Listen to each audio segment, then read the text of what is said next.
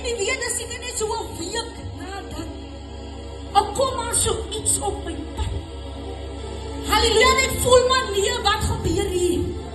En die woord van die Here kom, wie is tog die Here? So geweldig in jou stryd. Dat is die Here van die leerskare.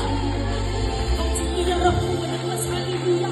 En die godsdienstleier raak so aan ek wat hierdie week. En ek kry van Daniël 3.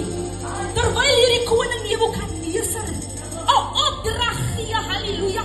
En terwyl julle die geluid hoor van allerlei musiekinstrumente, dan moet julle bid.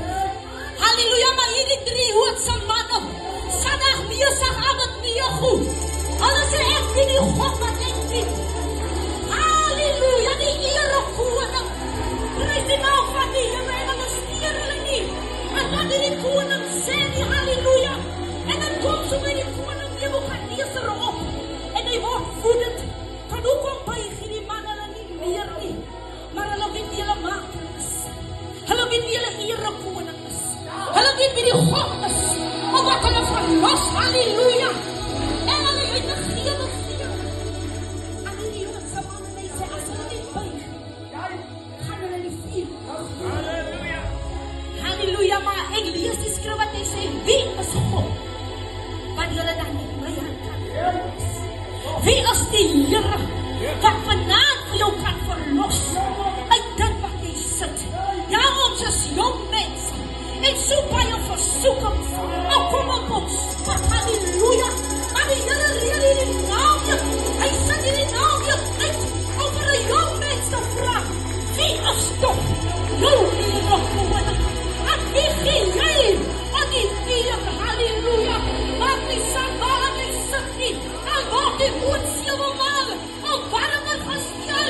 Buig jou nie meer nie. Buig jou nie meer. Omdat op my pad kom nie. Want die Here nie die Here koning. Want hy is geweldig aan jou stryd. Hy is geweldig met jou. Maak nie saak wat gebeur nie. Hou mense. Die Here. En die Here koning. Halleluja. Hy is so makkelijk nie. Val nie so makkelijk. Ai, wie is dan jou God? Wie is dan jou maker? Wie is dan jou Here koning? Jehos is vanaf hier met 'n doel. Ek nie van die ingestap by hierdie deur te kom kyk. Maar die Here te afspraak.